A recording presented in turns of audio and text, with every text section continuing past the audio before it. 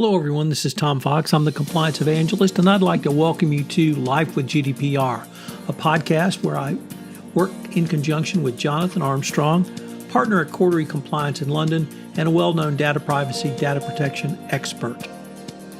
However, first, as you know, the Compliance Podcast Network is always expanding, and I'm looking for new podcasts. Have you wanted to do a podcast but didn't know how? Take a listen to our sponsor this week, One Stone Creative. If you are enjoying this show, you might enjoy hosting your own.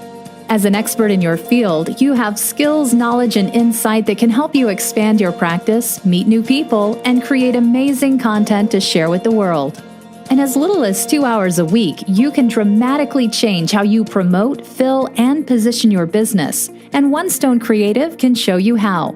Learn more at onestonecreative.net. In today's episode, we take a look at some of Jonathan's predictions for 2019 in the world of data protection and data privacy. This includes topics on both sides of the Atlantic, obviously GDPR, but also what does the U.S. scene look like legislatively and business reputation-wise for data privacy and data protection. This is a fascinating exploration of a very interesting set of issues and queries. I know you will enjoy it. Life with GDPR is a part of the Compliance Podcast Network. Hello, everyone. This is Tom Fox, back again for another episode of Life with GDPR with Jonathan Armstrong. Jonathan, welcome. Thank you very much, Tom. Jonathan, I thought we might take things in a little bit different direction today. And although we're in the middle of Q1 2019, ask you what are some of the things you see in the veiled land of the near future, i.e. the rest of 2019 in law, tech, and perhaps data privacy, data protection, but really just maybe look into the future as opposed to as we have looked into the past to see where that might take us. I'm always conscious of predictions. Just a quick question for you, Tom. I don't know whether you've seen that deck of slides doing the rounds, but how do you become a futurist? I don't know. Apparently you just produce a deck of slides telling people you are. And then you say it confidently, and then you change the word could when you're making predictions to will. And apparently, if you follow those three rules, then you're allowed to call yourself a futurist. So I'm always worried of future predictions for that reason, if no other. But let me give you six things. That actually rivals how to become an FCPA expert. How's that? Can you spell FCPA? Or a UKBA? And you can be duly experted. So I'm going to have to remember those 3 points. Listen in, boys and girls. So 6 things, as I say, being wary of predictions. Number 1, drones. I think we're going to see an increasing number of issues over drones. Obviously, we've concentrated on that to some extent from a security point of view. We've had issues, for example, in the UK around airports. We're extending the no-fly zone around airports. We're increasing the technology around airports. But we're starting to see cases which impact on GDPR and drones. We've had an organisation ask us to look at the GDPR aspects of drones already, and it's somewhat challenging. Often, of course, in this particular situation, it was a third party wanting to overfly over over our client, the area where our client's employees might congregate for safety and security related reasons, all for the very best of reasons. But I think we're going to see increasing concerns from employees, for example, over the use of drones. And like any form of video footage, they're always very difficult to deal with from a GDPR point of view, and also particularly when subject access requests are made. So if somebody says, I think your drone flew over me, can I have all of the footage? What is the exercise involved in going through that footage to work out whether that person was underneath the drone, whether the image of the top of their head is actually them, etc., etc. So anybody who's thinking of using drones or allowing drones to be flown over or near their premises needs to do what's called a data protection impact assessment.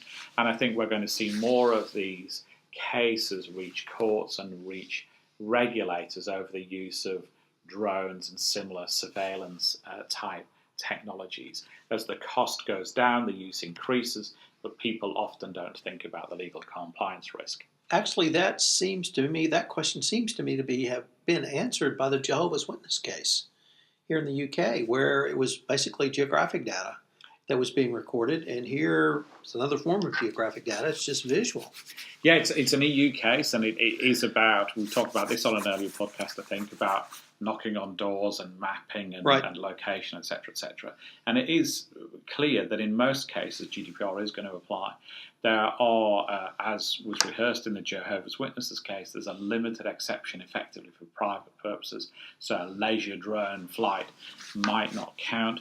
But again, those lines are pretty blurred. You know, if I'm running my drone around, I don't know, a beach in Cornwall, then am I really doing it purely for personal and domestic reasons? If I'm going to put it on my Twitter feed to, you know, promote a holiday home I rent out, is that really a purely domestic use of the drone? So I think these lines are going to blur, particularly when people are chasing followers on Instagram, particularly when people are chasing views on YouTube or whatever. I think it's a challenging area ahead. And as I say, the answer is that you have to do a proper data protection impact assessment. I think even a domestic user probably should do that anyway if there's any element of commercialization of that. The second two, number 2 and number 3, are probably pretty easy to deal with for any observant listener to these podcasts. Note sarcastic English humor in note. 2019 will be the year of the data breach again. That's probably been a safe prediction every year since about at least 2012, but we'll still see significant volumes of data breaches. About 42,000 as at the end of January reported under GDPR. That number will clearly increase. We'll see a rise in GDPR enforcement action. We'll see a rise in GDPR class actions. We'll see a rise in GDPR complaints. And significantly, we'll see a rise in GDPR-like legislation all around the world. Maybe that will involve US federal legislation. You would know that better than me, Tom. I certainly wouldn't predict that for 2019. But we've already seen countries like Japan introduce or spruce up their own legislation to get an EU adequacy decision. And obviously, a lot of countries will be chasing EU adequacy decisions in 2019 to permit the transfer of data from the EU to those countries. And depressingly, the UK may be one of those countries chasing an adequacy decision in 2019 as well because of Brexit. Prediction number 4 is perhaps a little bit off the wall. I wanted to pick a couple that were off the wall and a couple of bankers. A more off the wall one, I think, will be an increased look at issues like artificial intelligence and things like self-driving cars and so on. Obviously, to work, they have to collect a lot of data. But in many cases, these applications aren't truly autonomous. You know, for example, in the UK, the speed limit on the motorway is 70. But if I drive down the M1, the main motorway from the north to south, in the fast lane at 70, people will flash me to speed up. So if I'm programming an automated car for that, what do I tell it to do? Do I tell it to break the law and drive too fast to keep up to the road speed? Or do I tell it to obey the law at all times and hold up the traffic flow? So that's probably just one example of where, even though we call these things autonomous, we've got to have them work to a rule set. And I'm slightly geeky about this because I tried to do, admittedly, very, very early, very unsophisticated programming like this in the mid 1980s, when we got a half day a week released from school. Some of us were sent to a college to do very early days of machine learning, and I tried to teach a computer program to go from Hartlepool to Blackhall Rocks. I realised that's a very niche geographical limitation on my work, but it's very challenging to program machines to do stuff that we do instinctively. And as a result, I think we're going to see these challenges between whether the puppet is truly responsible for what happens or whether the puppet master is. So we're going to see some interesting challenges, I think, including around GDPR and the use of data and the analysis that's made on that data, and including things like sensors in cars that are collecting data on other road users as they progress along the road. And how do you fulfill your GDPR obligations to disclose that data back to people who might have had their data collected, just as the way in which Google had issues with StreetMap collecting data on Wi-Fi routers and so on as their cars moved along the street. And a couple, I think, that are more easy to explain. I think we're going to see more and more concern over the influence of data in elections. We've obviously got this large investigation in the UK against Cambridge Analytica, and we've talked about this before on these podcasts, which has now led to criminal prosecutions. It's led to GDPR stop notices, and the ICO still has a big team looking at that. There's been a sort of grand inquiry that the UK Parliament ran with the Canadian Parliament and various others, which was held in London, where Lord Allen, a Facebook representative, was questioned by parliamentarians on what Facebook was doing to stop people using data to push advertising to influence elections. And I think that's going to be a real topic for debate in 2019. And perhaps one most frightening, and one that we've touched on in various of our podcasts, is about what I would call the industrialization of internet crime. So just as in the, if we look at, Ocean's 11, we see that, it's a while since I saw the film, and you're better at films than me, Tom, but Danny Ocean assembles a team together to do the best heist on the casino, and he has somebody who's really good at safe cracking, and somebody who's really good at climbing up walls, and somebody who's really good at rope work, or whatever that might be. We're seeing that in the internet arena as well. And whether these gangs are gangs in their truest sense, or whether they're virtual gangs, and this guy's particularly good at hacking into a corporate environment, this guy's particularly good at the social engineering bit of making people send money, this guy's particularly good at collecting the money, and whether they formalize as a gang to play to their separate skills, or whether they're just people who are there for hire as a one-off, or whether it's somebody saying, I've got an exploit on X website and I'm going to auction it at 5 o'clock Tuesday. The highest bid wins this exploit, and we get people who are good at social engineering bidding to obtain that zero-day exploit to get in. Whatever way it works, we're seeing an increased sophistication in cybercrime, and we're seeing, at least anecdotally from where I sit, an increased, almost a development of specialties within the cybercrime world. And it's wrong to think that cybercrime gangs do this, that, or the other. I think we're seeing them mutate, and particularly as some nation states who've trained people in very sophisticated hacking techniques bow to commercial pressures, if you like, or become more susceptible to them. And people who realise that when they've worked for government for one bag of corn, they can go into the private sector and earn 4 bags of corn.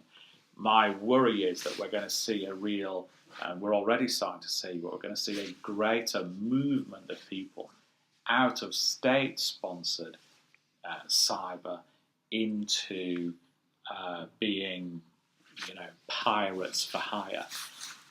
And that, I think, is an emerging trend that we're seeing, and something that I think we'll see much more of in 2019, which obviously tells us that corporations particularly need to strengthen their resolve and strengthen their resources to deal with that different threat.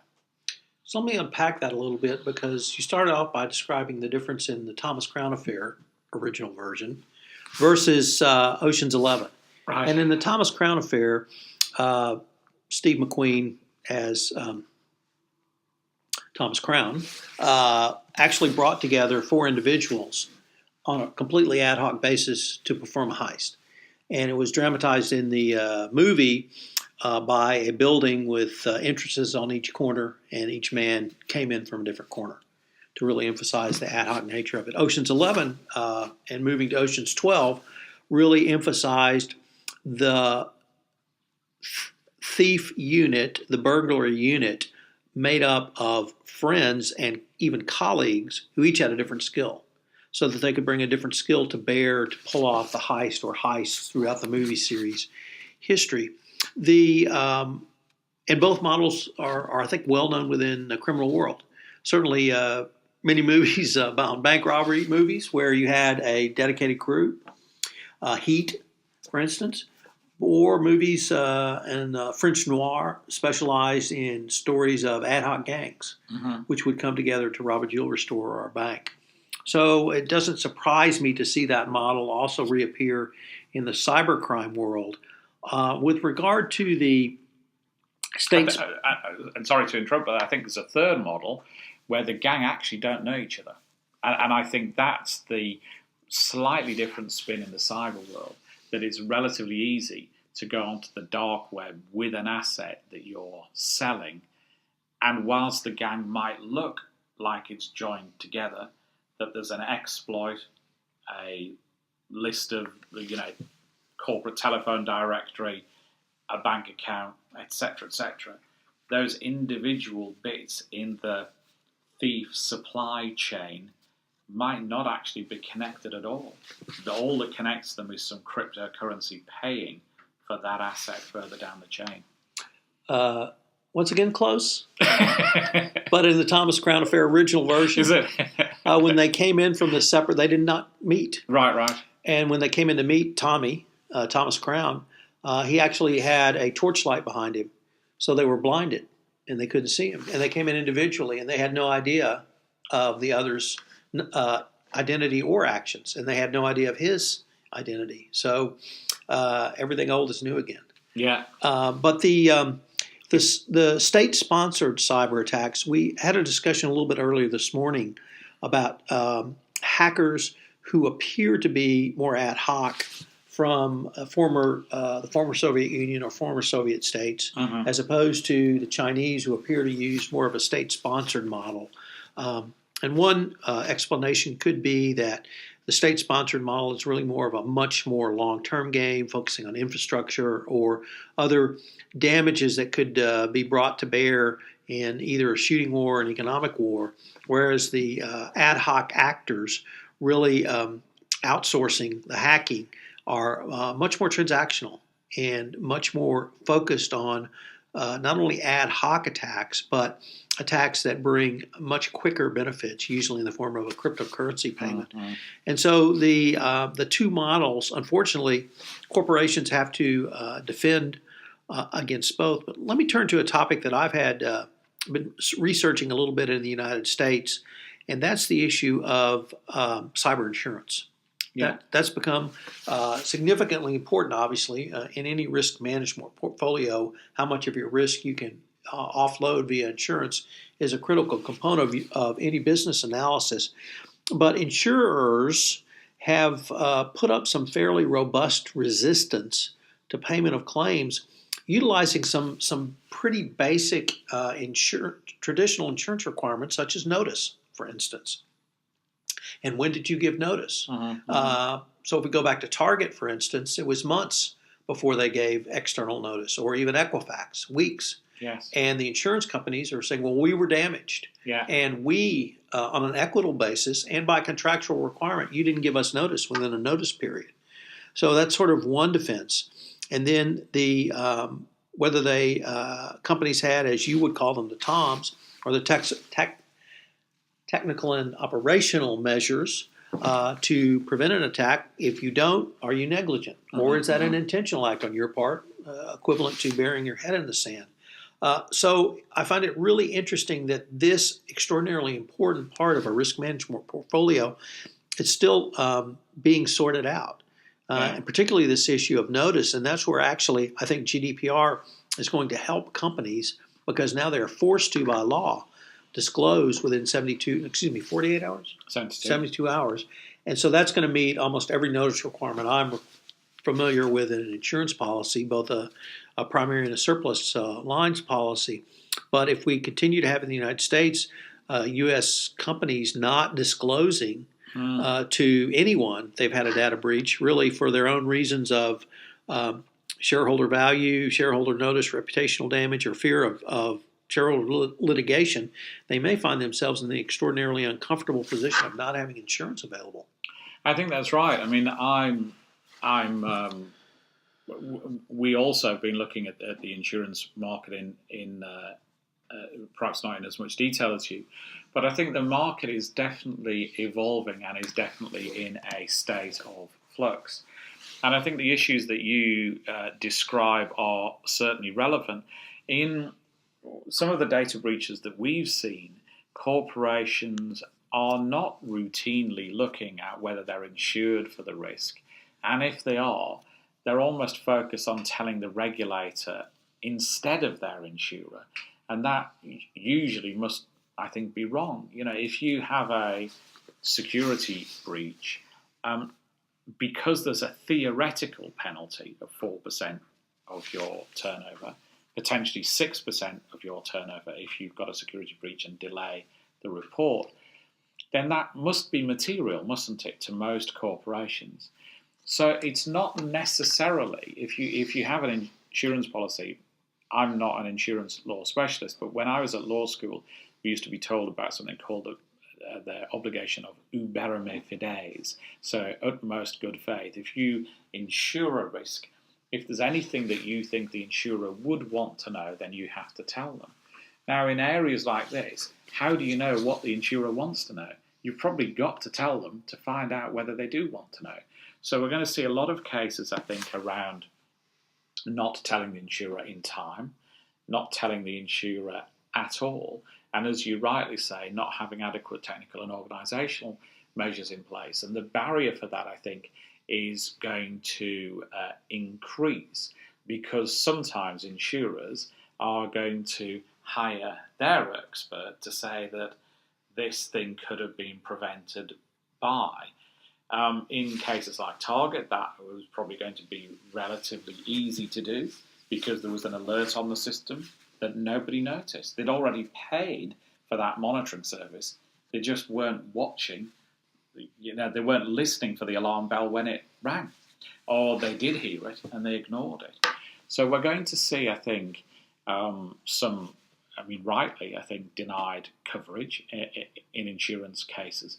And I think we're also going to see crystallised in the minds of response teams the fact that they need to look at multiple reporting obligations. And for many, the way to do that is going to be to have a technology platform that walks them through the decisions that they've got to make based on a fact pattern. So it's going to be things like, do I have to report it to the regulator? The tool is going to guide them through that. Do I have to report it to my insurer? Here's a specimen notification. Do I have to tell the stock exchange? Increasingly, that's going to be relevant in cases, particularly if the theoretical penalty is 6% of revenue. And you might say, well, the fines aren't going to be that high. They're not going to be that material. How do we know? They're almost certainly not going to be at the 6% level. They're almost certainly not going to be at the 4% level. But if you're I don't know, an outsourcing company, and you get fined even $1, you are going to lose contracts, and you're going to lose the opportunity to bid for other contracts. So how do you know whether $1 fine is material or not? So we're going to have to get people make that decision much quicker, as you say, within 72 hours, probably earlier. If we're going to have to tell a stock exchange, we're going to have to make our minds up on that pretty quickly. If we're going to not tell the stock exchange, but tell our people not to trade shares to avoid an insider trading allegation, then we're going to have to make our minds up quickly. So people are going to have to invest in decision trees. They're going to have to realize that being hacked is a when, not if. Having a security breach is a when, not if. When you realize that it is going to happen to you, statistically, it happens to the best corporations at least twice a year, then you invest in processes to deal with that inevitability rather than invent processes on the remote possibility it happens. It also sounds like, in addition to a very sophisticated tool that perhaps we could talk about on a later podcast, the need for insurance companies to assess their insurers. Yes. And to bring in experts to assess data protection, both from the technical perspective and the operational perspective as well. Yeah, and again, insurance, just like anything else in this space, isn't a job for amateurs. You have to use, a proper insurer. You'll probably want a proper advisor to walk you through the various policies as well, and tell you what's covered and what isn't covered, and what your reporting obligations are going to be. Well, we are today at the home of insurance, Lloyd's of London, or at least in the city of London. Perhaps a coffee shop outing would be appropriate. So, Jonathan, unfortunately, we're at the end of our time today, but this has been a fascinating exploration of what we may see in the veiled land of the future. My pleasure. Thanks. Hello, everyone. This is Tom Fox again. I'd like to thank you for listening to this episode of Life with GDPR. If you have any questions for me, you can email me at tfox@tfoxlaw.com. You can email Jonathan at jonathan.armstrong@coteries.com. As I mentioned at our opening, I'm looking for a new podcast for the Compliance Podcast Network. So if you had an idea for a podcast, please let me know. If you'd like me to produce a podcast for you, I also provide that service. This is Tom Fox. I hope you'll join us again for another episode of Life with GDPR.